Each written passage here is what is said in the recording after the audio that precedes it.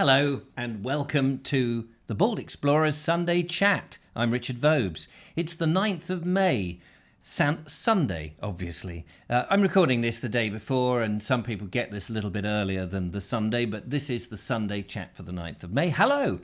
I'm in the studio again, and it's changed since last week. In this week that I'm recording, I've managed now to bring up a number of the items from the old studio, which was downstairs. If you remember, I had a studio that was in my back room, which was the old dining room of the 2 up, 2 down Victorian terrace that I live in. And now I'm up in the master bedroom with a lot more space. And consequently, it's a lot more roomier, airier, and seems to be working very well, actually. I've got more space to get to the technical stuff, like the camera, and whenever we do our live shows, I can get to the big TV that displays all the chat that comes up on the feed. So that's really good. Anyway, so here am I in the new studio so that I can chat to you on my Sunday chat.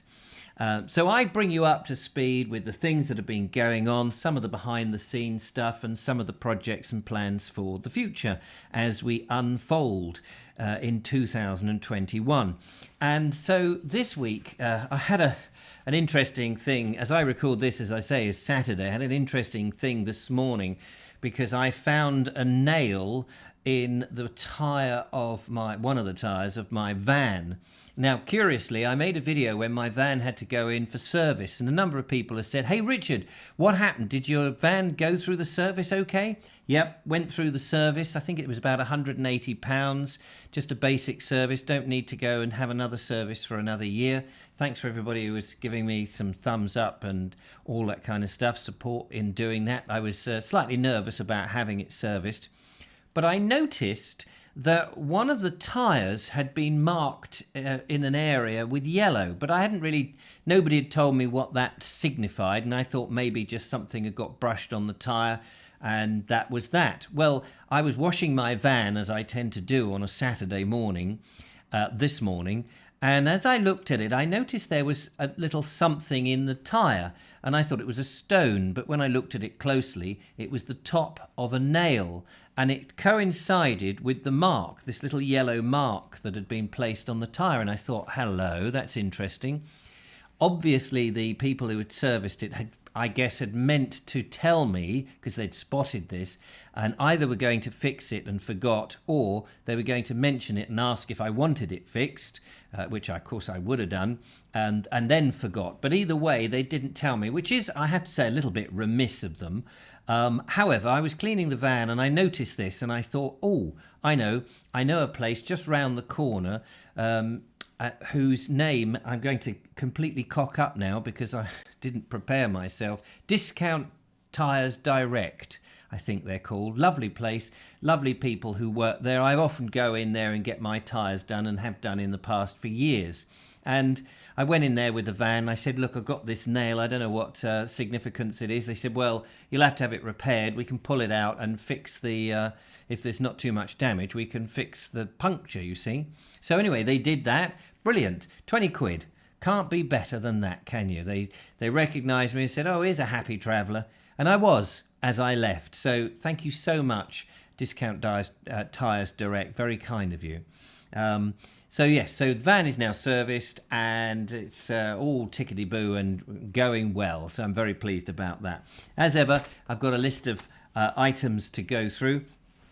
Next up is the plans that I've got for some trips. Now, I've been talking about going away and doing some trips, and of course we had last year, which was, we did some, but we've had a lot of curtailing going on because of the COVID situation, and we still are in this sort of bit of a lockdown. It's half lockdown, half not lockdown. You never quite know because the blooming goalposts keep moving. The data seems to be on everybody's side, but the government seems to be very slow in opening up the country.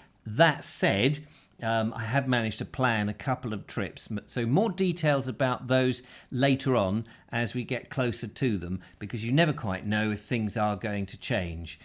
So very excited about that. But most of those involve going, I have to say, sort of westwards, southwest, as opposed to going further north. But do want to go further north and explore more of that. But you know, as we get through the year, I think there's going to be a number of last-minute decisions and away one goes. So watch out for those. I want to thank Rupert Utley, who very kindly sent me this book called The Wood. It's by Christopher Dobson, and on the back it says, "This is the story of a year in the life of a Sussex wood, which has seen Romans, Normans, and a German bomber. It is now rich in animal life, plants, and dog walkers." I've had a little sneaky look. I've got a big pile of books that I'm trying to get through, but it looks fantastic. So thank you so much, Rupert, for sending that in. It was a bit of an effort getting it to me because he's actually in China. So I very much appreciate that. You're very kind. I also want to thank everybody for their recent donations. People send in donations, of course, via PayPal. Some people send in regular donations. They set them up. So thank you very much for those. Others have sent in checks. And sometimes it takes me a few days to get down to the bank, depending on where I am, but I very much appreciate that. And sometimes you get some lovely little letters where there's notes. I nearly said a pound note then, but nobody has pound notes anymore, where you have cash slipped in. So if you have done that, thank you so much. It really is. It all helps to keep this channel going, help put diesel in the van and get out and go to all these places. It's helped me to buy some better equipment and make the videos. And thank you for all the wonderful comments that you make. It's really encouraging that you're enjoying the output that I'm doing. And on that note, I happened to pop over to see the lovely Julia today. She needed some shopping, so I said, oh, well, I'll nip into Morrison's. I need to take the van out anyway. Give it a spin, you know. So I popped over there, and little Joe needed a snooze. So I said, why don't we just go and take him round the block on the seafront? So we did that, and as we were doing that, as now more often than not, somebody comes up and says, hang on a minute, I know you. I've just got to say hello and how much I like your videos. So on this occasion, it was Jane Robertson. Thank you so much, Jane, for saying hello. She's recently moved down to the area and she was inspired by some of the videos and the walks, so she wants to explore the area more. And I'm so thrilled that the walks and the explorations that I do really does help other people. So welcome aboard. And don't forget, of course, for those that don't know, we have the Bald Explorer Facebook group. It's a group on Facebook. Look for the Bald Explorer page within Facebook, and then under groups in there, or more, or whatever the tab is, you'll see that there is a group associated with it. You basically asked to join. It's a closed group. That doesn't mean that you're not allowed to join. It just means that it just goes through one sort of vetting process. The advantage is that every time I post or other people post, you get to see stuff, whereas I know in the past on Facebook, very often people have posted stuff and then people don't get to see it. So I believe that a closed group, unless they've changed the rules, which knowing Facebook they do from time to time, that's a great way to keep in touch with everybody on in the group at the same time. As you will have noticed in some of the videos that I'm doing, I'm now trying to explore more of East Sussex. I'll still be doing West Sussex because it's very local to me, and sometimes, depending on the time that I have, I need to just not go terribly far. But I do want to spread my wings and go into East Sussex, particularly sort of the middle of it. I will get to the perimeter places as I progress with the Sussex Border Walk. And talking of that, unfortunately, I haven't managed to get one of those this week. I think the next stage of my journey is down at West Wittering, and then I start sort of weaving around some of the channel around there before heading up north. But I'm hoping that this week I can get one or two of those done. As I say, I'm probably going to be more exploring and letting the viewers fill in the information. I will just take a snapshot of stuff. What's holding me back, apart from bad weather and things like that, is having the time to research everything. I just need to work out pretty much a simple route, and then if I see some interesting things, I shall mention them and hopefully people who live in that area can make the comments and fill me in and share with everybody else the things that I miss or don't know anything about. So, so sorry there wasn't a Sussex Border Walk this week.